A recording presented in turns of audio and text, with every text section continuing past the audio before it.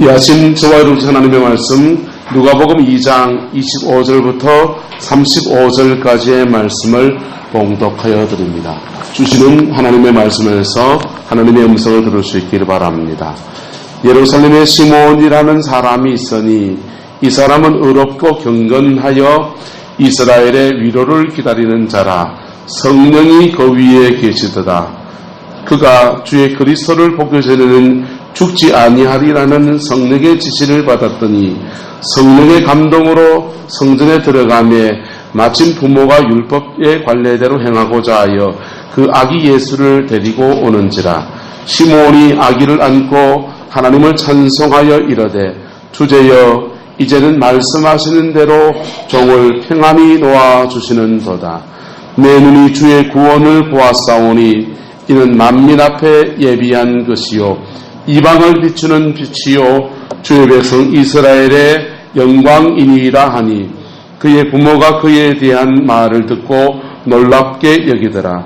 시몬이 그들에게 축복하고 그의 어머니 마리아에게 말하여 이르되 보라 이는 이스라엘 중 많은 사람을 패하거나 흥하게 하며 비방을 받는 표적이 되기 위하여 세움을 받았고 또 칼이 내 마음을 찌르듯 하리니 이는 여러 사람의 마음의 생각을 드러내려 함이니라 하더라. 아멘.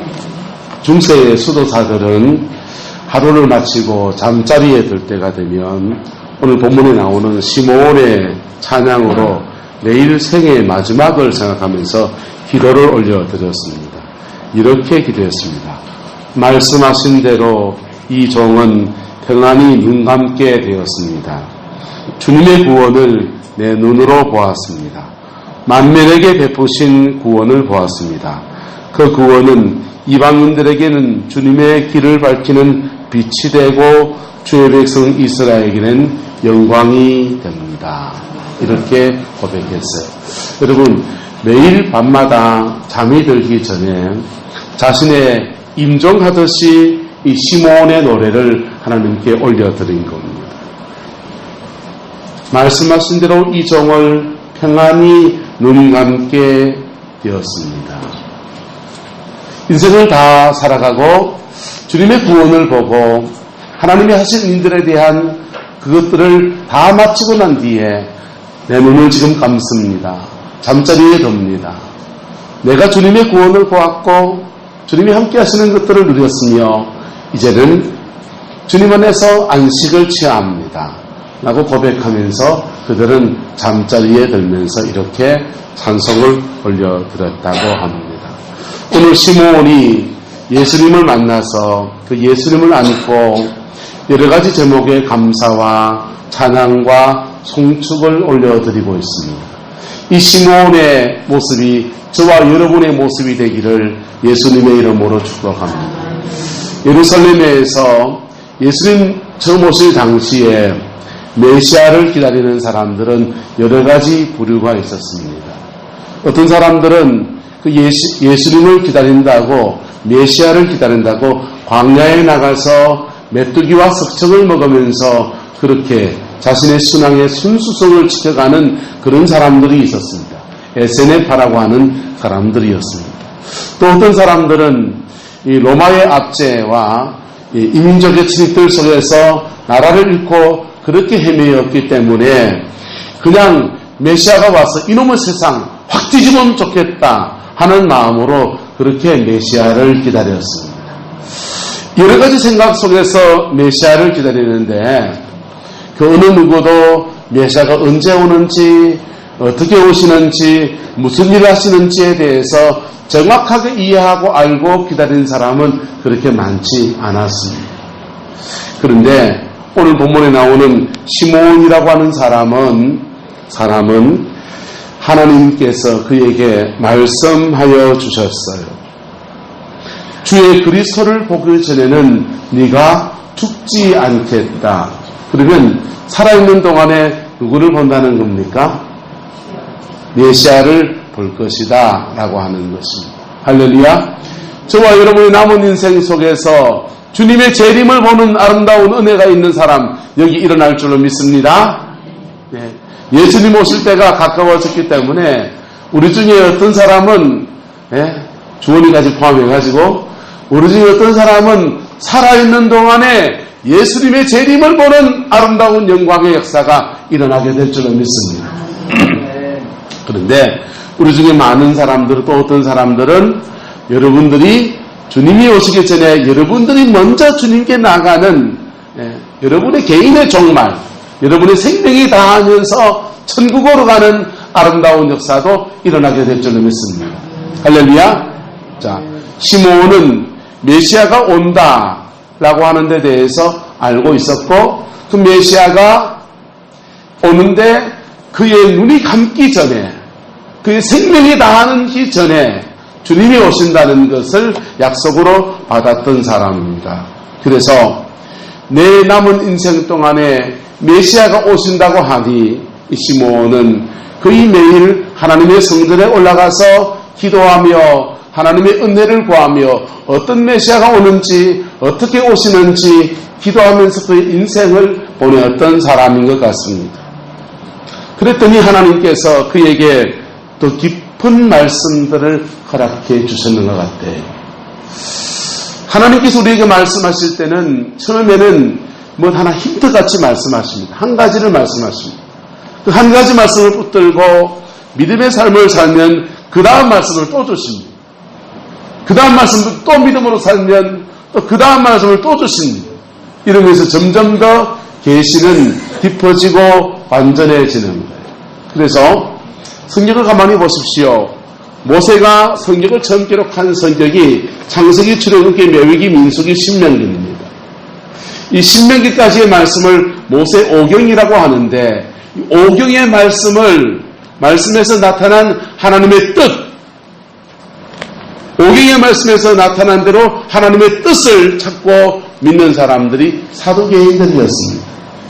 사두개인들은 성경을 해석하면서 창세기, 출애굽기, 레위기, 민수기, 신명기 말씀만 성경으로 인정하는, 나머지는 그냥 참고할 사항이라는 거죠. 그러다 보니까 그들이 가지고 있는 계시의 한계가 뭐냐 하면요, 그들이 부활을 믿었습니까? 안 믿었습니까? 그들이 내세를 믿었습니까? 안 믿었습니까? 안 믿었어요. 천사를 믿었습니까? 안 믿었습니까? 천국을 믿었을까요? 믿었을까요? 지옥을 믿었을까요? 믿었을까요? 예. 그러니까 그들의 삶은 굉장히 현세적인 삶으로 그렇게 살아가는 거예요. 계시가 한정된 겁니다. 그런데 그 다음 종파가 하나 형성이 됐는데 그들은 바리새파입니다. 바리새파는 구약의 선지자들의 글과 역사서에 나타난 모든 글들과 시편의 모든 말씀들을 다 하나님의 말씀으로 받아들이고 그 말씀을 깨닫고 연구합니다. 그랬더니 그들은 천국을 믿습니까? 안 믿습니까? 믿습니다. 부활을 믿습니까? 안 믿습니까? 믿습니다. 지옥을 믿습니까? 안 믿습니까? 믿습니다. 천사를 믿습니까? 안 믿습니까? 믿습니다.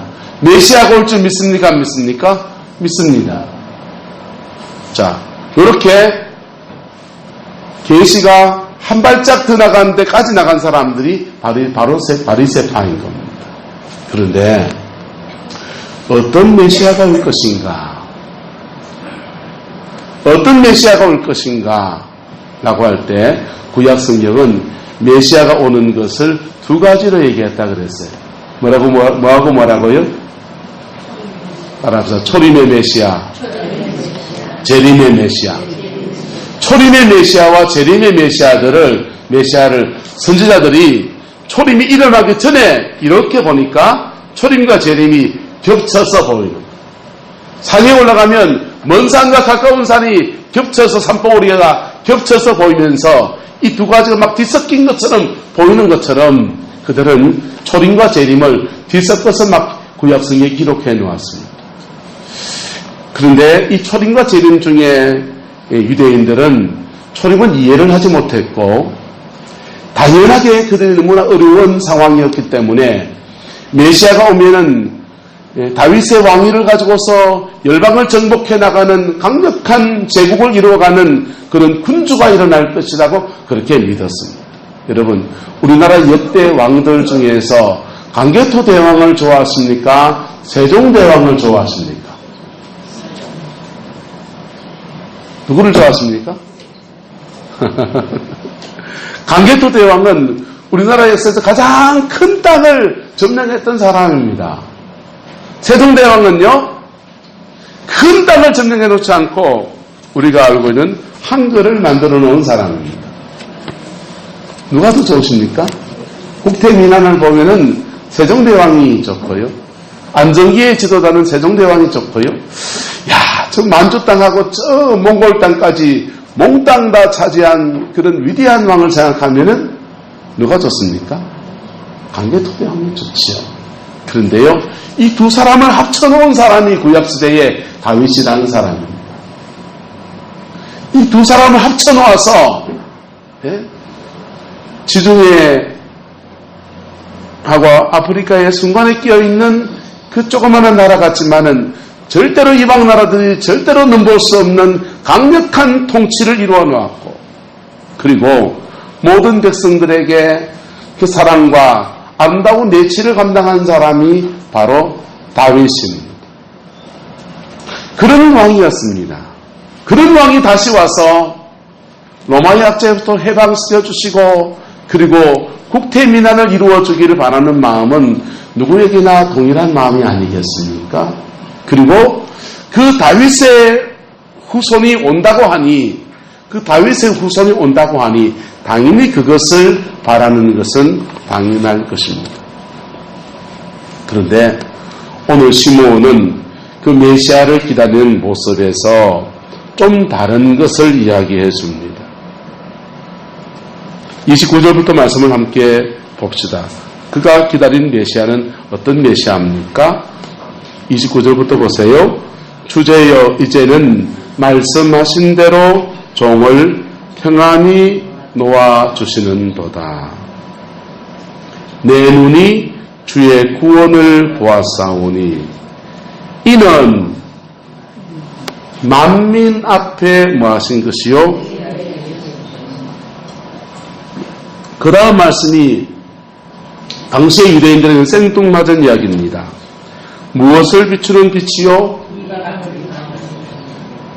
아니, 메시아가 와서 로마의 압제에서 우리를 건져주는 영광이 있을 것이고, 새 나라를 세우리니 결단코 어느 누구도 침범하지 못할 나라가 될 것이다. 이래야 되는데 시므온은 고백하기를 만민 앞에 하나님이 예비하신 은혜이고, 그리고 온 이방 땅을 비추는 무엇이고? 빛이고, 그들을 지금 압제하고 있는 로마를 비추는 빛이고, 그들 압제했던 바벨론 사람들을 비추는 빛이고, 아시리아 사람을 비추는 빛이고, 이 멀리 대한민국 사람들을 비추는 빛이고, 그리고 주의 백성들에게는요, 주의 백성 이스라엘에게는 무엇이라고 합니까? 영광입니다 라고 말하고 있습니다. 왜 이스라엘 사람들에게 영광입니까? 네? 여러분 집안에서 만약에 황금사가 한 명 나오면 이 구렁토에 뭐가 붙습니까? 폴란카드가 붙으면서 가문의 영광이라고 안 쓰지 않겠습니까? 이스라엘 나라가 바로 누구를 배출한 나라다? 온 세계를 구원하는 메시아를 배출한 민족으로서의 그 영광이 있을 것이다 라고 말하고 있는 것입니다. 그 당시에 사람들이 기다리는 메시아하고는 좀 다른 메시아를 시므온이 기다렸던 겁니다.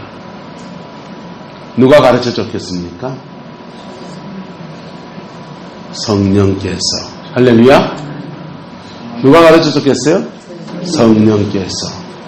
이 기다림의 세월이 녹록지 않고 때로는 지칠만 할 때마다 하나님의 성령께서 시므온의 마음속에 두드리시면서 너 이사야서의 말씀을 읽어보거라. 하나님의 말씀을 읽어보거라. 그리고 연구하고 깨닫고 하면서 그가 메시아에 대해서 다른 사람들과 다른 견해를 가지고 있고, 그 메시아를 끈질기게 기다리면서 주님이 오시기를 기다리는 그러한 사람으로 그의 인생을 살아왔던 것입니다. 그리고는 그 메시아가 어떻게 이 땅에 사역할 것인지에 대해서 구체적으로 또 이야기를 해줍니다. 34절에 보세요. 시몬이 그들에게 축복하고 그의 어머니 마리아에게 말하여 이르되 보라, 이는 이스라엘 중 많은 사람을 뭐하게 하거나 뭐하게 하며, 같이 시작, 패하거나 흥하게 하며 비방을 받는 표적이 되기 위하여 세움을 받았고. 세 가지입니다. 패하는 사람, 그 다음 어떤 사람? 흥하는 사람, 그 다음요 비방받는 표적이라. 예수님의 사건, 예수님이 이 땅에 오신 초림의 사건이 어떤 사람은 패하신다는, 어떤 사람은 흥하게 하시고, 어떤 사람은 뭐하게 하시고, 예수님 당신은 비방을 받는 표적이 되기 위해서 세움을 입는다라고 말했습니다. 이게 뭡니까? 십자가를 말하는 것입니다. 뭘 말하는 거라고요? 십자가. 그럼 십자가의 영광이 어떻습니까? 그걸 믿으면 그 십자가 앞에 정직하게 서면 그는 흥하는 자인 것입니다. 망한 인생이 완전히 새로워서 새 인생을 사는 역사와 은혜가 그에게 주어지는 것입니다. 그런데 그 십자가 앞에서 그 진리를 외면하고 그 진리 앞에 정직히 서지 아니하면 그는 패하여지는 사람이 됩니다. 그리고 그 일을 위해서 십자가는, 예수님은요, 정작 당신은 33살의 건장한 나이에 한 청년이 십자가에서 천둥 벌거숭이처럼 뻘겋게 벗김을 당하시고 채찍에 맞으시고 가시관을 쓰시고 남성의 모든 수치를 다 드러내면서 9시간 동안 외롭게 매달려 있는 죽음의 길을 걸어가는, 비방을 받는 표적인 것입니다. 영광의 표적입니까? 비방의 표적입니까? 비방의 표적입니다. 사람들은 조롱하였습니다. 네가 메시아는 내려와보라. 지금 구원해보라. 너 자신을 구원해보라. 비참하게 십자가에 죽어가는 한 청년을 향해서 사람들은 비난하고 비방하고 그렇게 행했던 것입니다. 그리고 또 마리아에게 말합니다. 또 칼이 너희의 마음을 뭐하듯이 하느니 찌르듯 하리니. 여러분도 자녀를 다 길렀지 않습니까? 사랑하는 자녀가 결혼도 안 하고 막 주의를 한다고 막 여기저기 다니더니 온갖 기적을 행한다고 하더니 어느 날 갑자기 예루살렘에 잡혀가지고 매맞고 죽어간다고 생각해 보십시오. 죽어가는 그 자녀를 그 밑에서 쳐다보면서 그 어머니가 가지고 있는 아픔과 가슴앓이가 어떻겠습니까?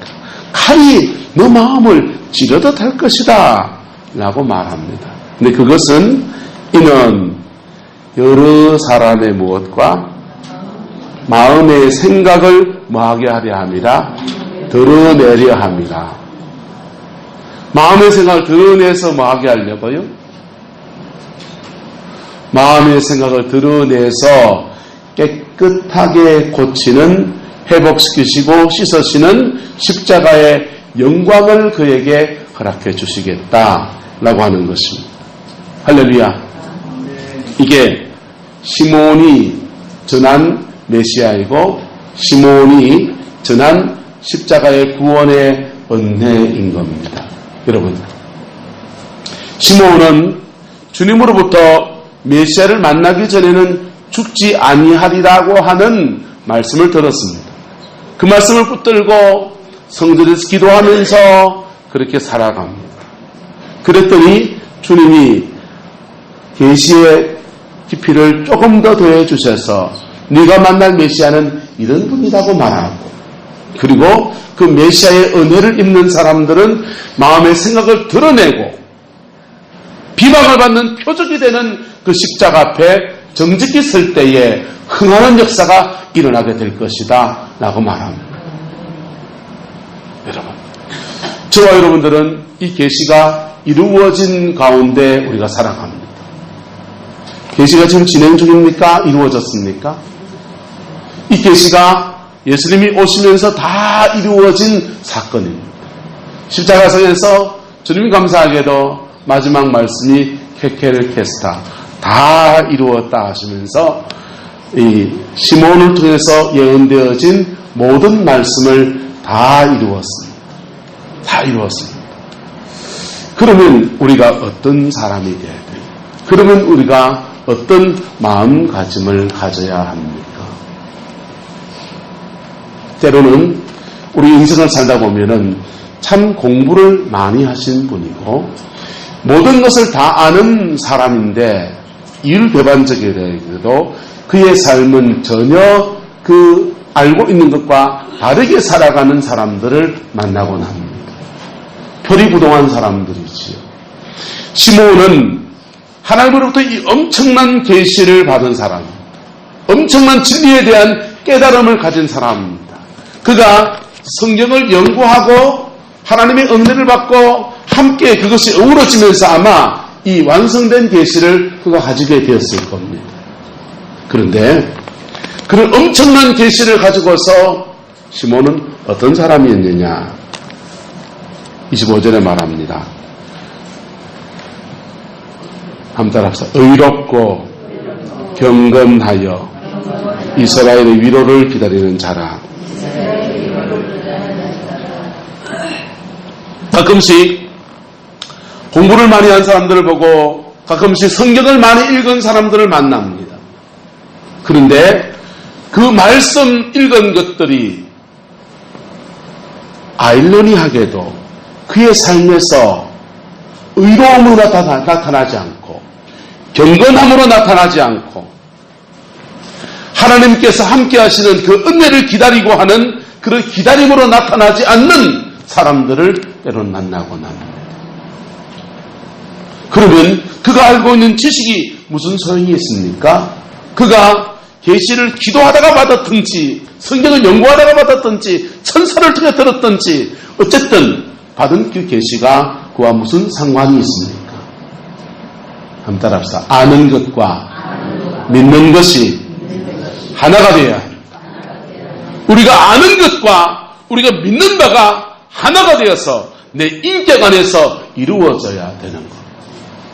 지난 주간에 말씀을 이어서 쭉 말씀을 드리니까 지난주 안 오신 분들을 위해서 좀 더 말씀을 드립니다.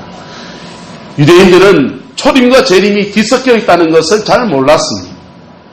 하지만 초림의 예수님을 기다리는 것이나 재림 예수를 기다리는 것이나 기다리는 데 있어서 똑같은 기다림의 준비가 필요합니다. 네. 똑같은 준비가 뭡니까? 오늘 시몬이 말하는 것처럼 의롭고 경건한 것입니다. 할렐루야. 의롭고 경건한 삶을 살아가고 그러나 때로는 우리 인간이 가지고 있는 약함들 때문에 경건하지 못하고 의롭지 못한 삶들은 날마다 어린 양 예수의 피에 씻으면서 자신의 영혼을 단장하는 것, 그것이 주님을 맞을 준비인 것입니다. 할렐루야.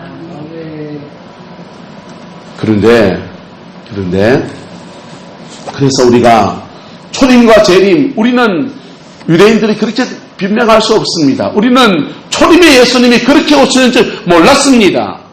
우리는 불말과 불변들을 타고서 온 세계를 통치할 그런 메시아로 올 줄 알았지, 그렇게 십자가에 죽으시고 그렇게 어린 나귀를 타시고 그렇게 무참하게 죽을 그런 메시아로 올 줄은 몰랐습니다. 그래서 우리는 죽여버렸습니다.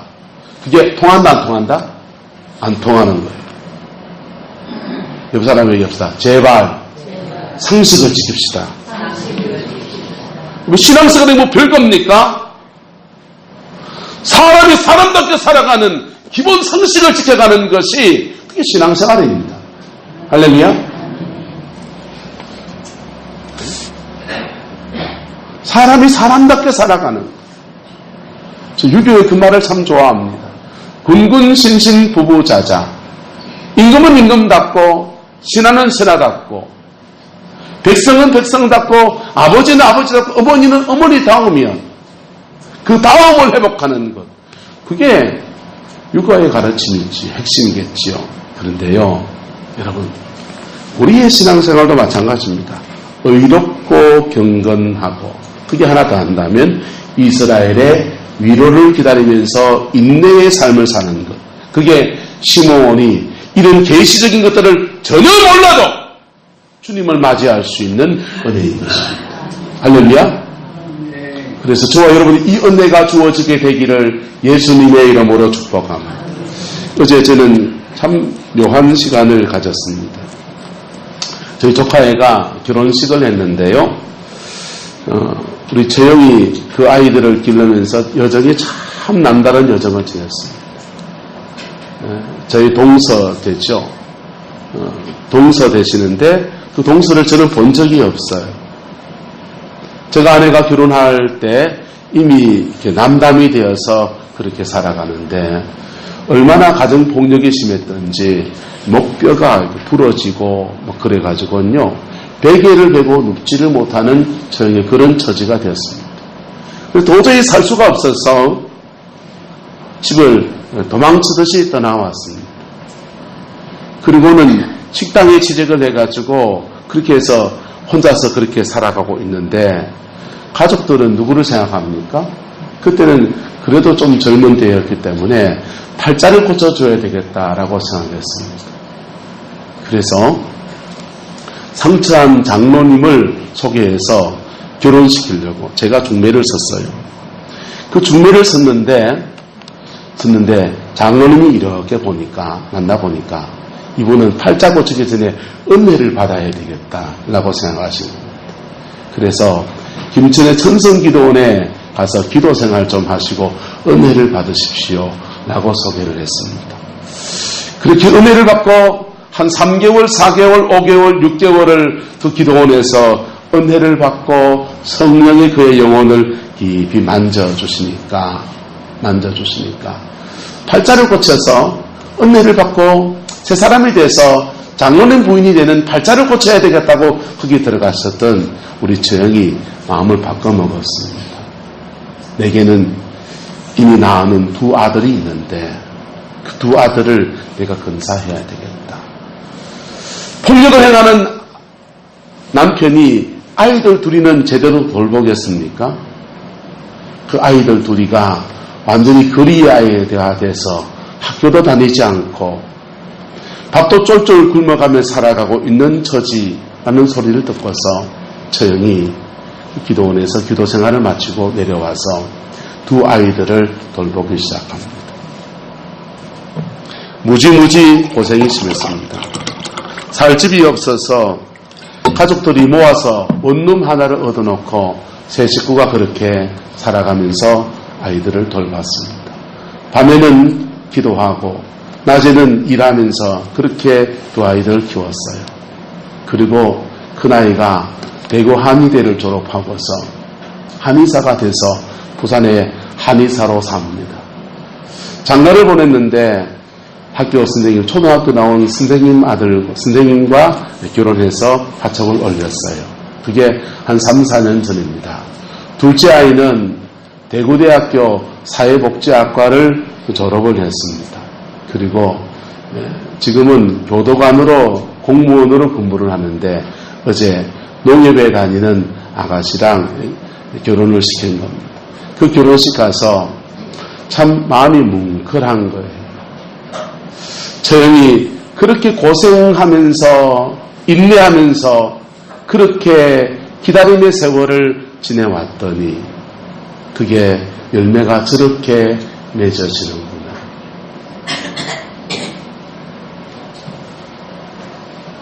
그리고 돌아오는 길에 그때 중매를 서줬던 그 장로님이 이제는 목사님이 됐거든요. 목사님 교회를 김해에 계신데 한 번도 못 가봐서 인사차 한번 방문을 했습니다. 갔더니 20억짜리 교회를 15억에 사셨더라고요. 사셨는데 교인이 몇 명이냐? 11명밖에 안 계신 거예요. 11명 교인이 5층짜리 빌딩 엘리베이터도 있더라고요. 그 교회 건물을 봉장 들어가 우리 교회 갖다 놓고 싶더라고요. 그 건물을 딱 사가지고 매달 이자가 한 300만 원 가까이 이자가 나가는데 거기서 잘 버티고 있으면서 그 앞에 마저 땅도 산다고 기도하고 계시더라고요. 야, 이게 뭔가 싶어. 그 목사님은 장모님처럼 건축일을, 노가다지요. 건축일을 하셨어요. 그래서 건축일 하다가 망치 던지고 주의 손길을 걷는데, 시간만 나면 자기 그 자제하고 공구를 들고서 개척교회 하는 사람들 교회를 세팅해주고 리모델링해주고 도와주는 그런 일들을 했어요. 제가 대구에 개척할 때 그 교회를 망치질하면 한 달 동안 그 교회를 세워주신 분이고요. 우리 그 최장로님 최영생 목사님이 그 개척할 때 폭령적인 개척할 때 거기 내려가서 망치질하면서 그 교회를 또 정리해 주신 분이 바로 그 장로님이십니다. 그분 교인 11명 데리고서 목회를 하면서 시간만 나면 하나님 앞에 자신의 재능을 들여서 여기 교회 지어주고 저기 교회 망치질해서 강단 짜주고 뭐 해주고 막 그런 일하러 돌아다니시고 그랬더니 하나님의 선물처럼 그에게 안겨주시는 거예요. 할렐루야. 우리가 주님을 기다리고 주님을 기다린다고 하는 삶이 어떤 삶이냐 하면요. 의롭고 경건하고. 할렐루야. 시므온도 의롭고 경건하다고 했는데 의롭고 경건하다는 것이 매일 성전에 와서 기도만 하는 것을 말합니까? 아니에요. 매일 하나님의 전에 와서 기도만 하는 것을 말합니까? 아니라니까. 내게 준 자녀를 붙들고 믿음의 실험을 하고 내가 가진 재능을 들여서 또 다른 어려운 사람을 돕고 그 목수 출신 목사님처럼 시간이 나는 대로 하나님의 전들을 개척을 한다는 종들 어려운 사람들을 함께 망치질 해가면서 그 수고했더니 하나님께서 그에게 선으로 행하신 대로 그 선에 대해서 갚으실 때에 그에게 필요한 것을 그에게 안겨주시는 것. 그룹으로 돌아오면서 참 묘한 마음이 들었습니다. 저렇게 인내의 세월을 보내면서 기다림의 시간을 잘 보내는 사람들이 저렇게 있구나. 나는 어떤 사람이 되어야 될 것입니까? 나는 어떤 사람으로 주님을 기다리는 사람으로 쓸 것입니까? 중세의 수도가들은 하룻밤 시간을 다 보내고 하루의 모든 일과 그들이 하루 종일 거의 기도하는 시간을 보내면요 8시간씩 9시간씩 기도합니다. 우리처럼 막 부르짖어 기도하는 건 아니고 주여 주여 나를 불쌍히 여기소서 나를 불쌍히 여기소서 반복적인 이렇게 단일한 문장을 고백하며 그렇게 기도하는데요. 그렇게 기도하다가 하룻밤 일과를 다 끝내고 나면 그의 침상에 눕기 전에 말씀하신 대로 이 종은 편안히 눈 감게 되었습니다. 주님의 구원을 내 눈으로 보았습니다. 만민에게 베푸신 구원을 보았습니다. 그 구원은 이방인들에게는 주님의 길을 밝히는 빛이 되고 주의 백성 이스라엘에게는 영광이 됩니다. 이렇게 하면서 그의 하루의 일과를 마감했습니다. 그들의 하루의 일과를 마감했지만은 사실은 그들은 매일매일 하나님 앞에 마치 죽음을 맞이하는 심정으로 그렇게 하루를 마감했던 것입니다. 독일의 루비디 황제라는 사람이 있는데 이 황제에게는 기이한 이야기가 있습니다. 이분이 원래는 공작이었는데 귀족이었습니다. 바바리아라는 성에 살고 있었습니다. 근데 이 루드힙이라고 하는 공작은 굉장히 강폭한 사람이었고 완악한 사람이어서 사람들을 함부로 대하고 괴롭히는 그러한 사람이었습니다. 그런데 이 공자기 하루는 숲속에 사냥을 나갔다가 숲속에 있는 작은 예배당을 들어가게 되었습니다. 예배당에 가서 오랜만에 내가 기도를 좀 해야 되겠다 하면서 기도를 했습니다. 기도를 하는데 갑자기 예배당 벽에 무슨 글씨가 쓰여지는 것을 보았습니다. 순식간에 무슨 글씨가 쫙 쓰여지다가 그리고는 갑자기 사라져 버렸습니다. 그래서 정확하게 다 읽지 못했지만은 대충 이런 내용이었어요. 앞으로 무서운 심판이 있을 것이다 라고 하는 것이었습니다. 그리고 얼마 후에 그 심판이 있을 것인지에 대해서 읽어보고 싶었는데 제대로 읽지를 못하고 겨우 읽은 것이 in 3이라는 것이었어요. 그래서 루드비라고 한 사람은 자신이 살아온 삶이 제대로 정돈된 삶을 살지 않았고 죄된 삶을 살았으니까 아이쿠 그게 3일이로구나. 3일 뒤에 무서운 심판이 있겠구나 하면서 3일 동안만이라도 내가 정직하고 바른 삶을 살고 의로운 삶을 살아야 되겠다는 결단을 합니다. 그리고 3일 동안 열심히 그렇게 살고 자기 가까운 사람들에게 사랑을 실천하며 살아가는데 3일이 지나도 아무런 일이 일어나지 않습니다. 그때 다시 이런 마음으로 고쳐먹습니다. 아이쿠 3개월이 얘기했구나. 3개월 동안 열심히 또 이제 3개월쯤이야 내가 착하게 바르게 못 살겠냐. 마음을 먹고서는 3개월 동안 착하게 바르게 의롭게 지나가는 아이들에게 따뜻한 말을 하기 시작하고 자신이 가지고 있는 물질들을 나누어서 다른 사람의 빵을 사주기도 하고 그렇게 3개월의 시간을 보냅니다. 3개월이 지났는데도 아무런 일이 일어나지 않습니다.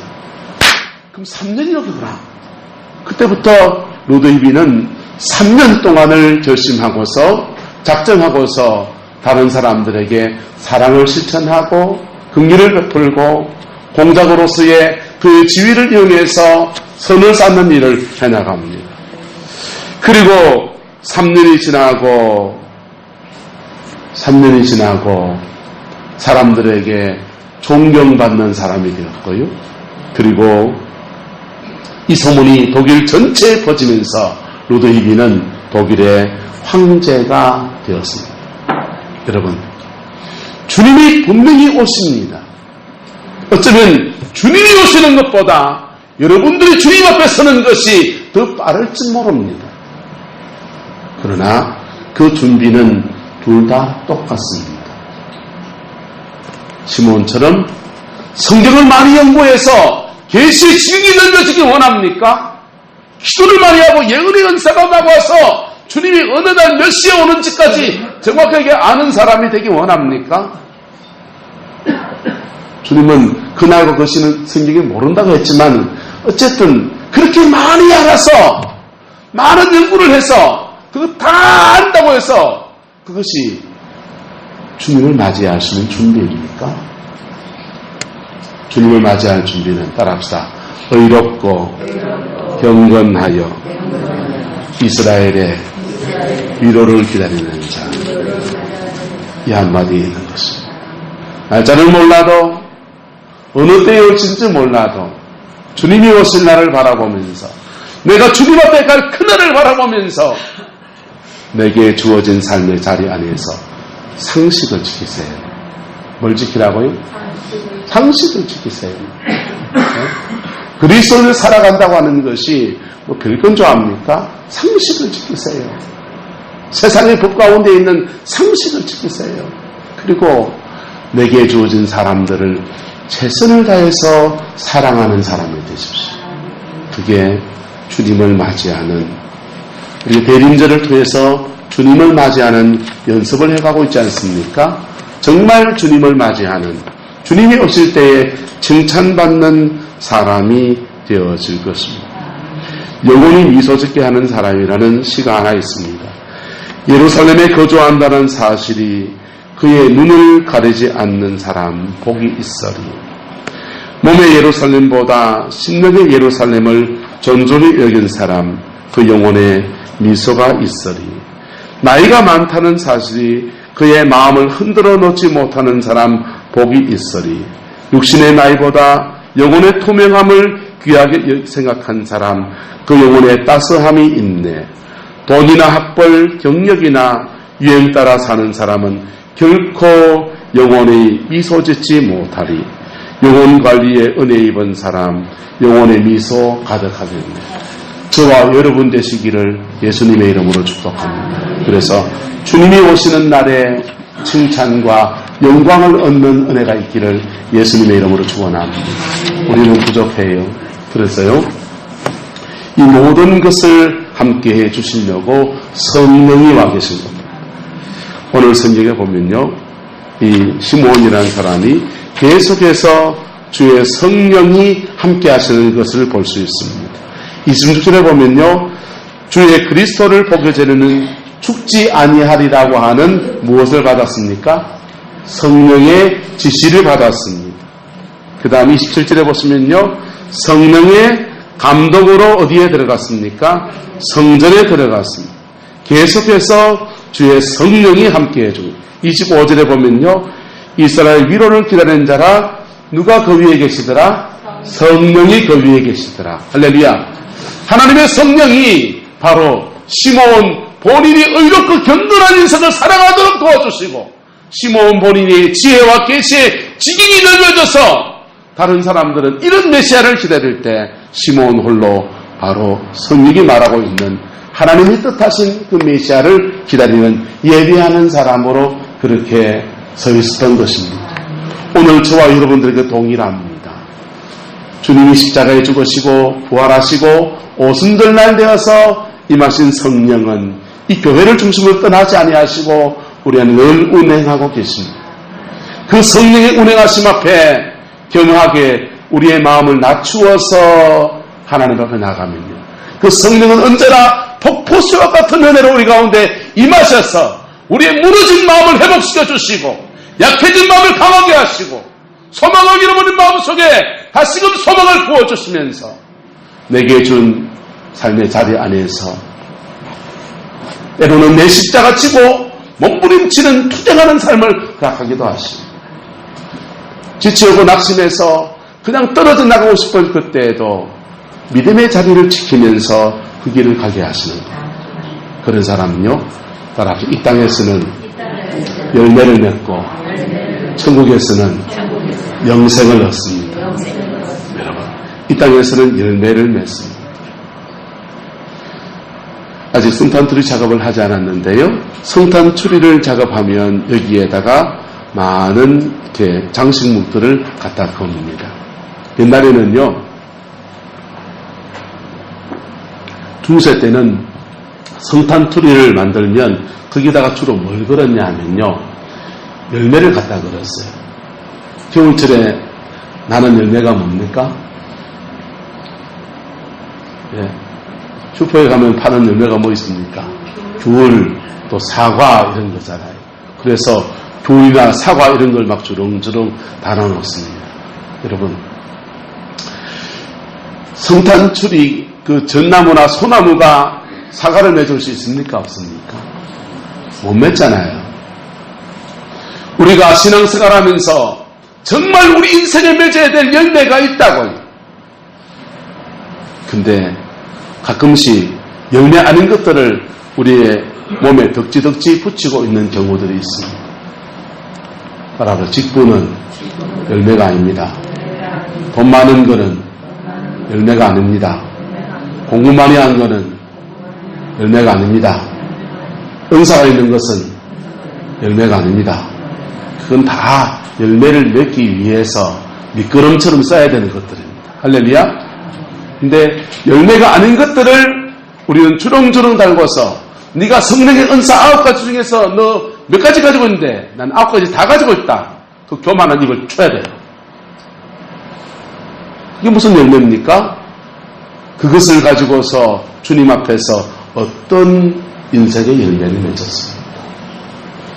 내가 반지를 하나 껴서 우리 아들이 다이아를 사, 그게 무슨 열매입니까?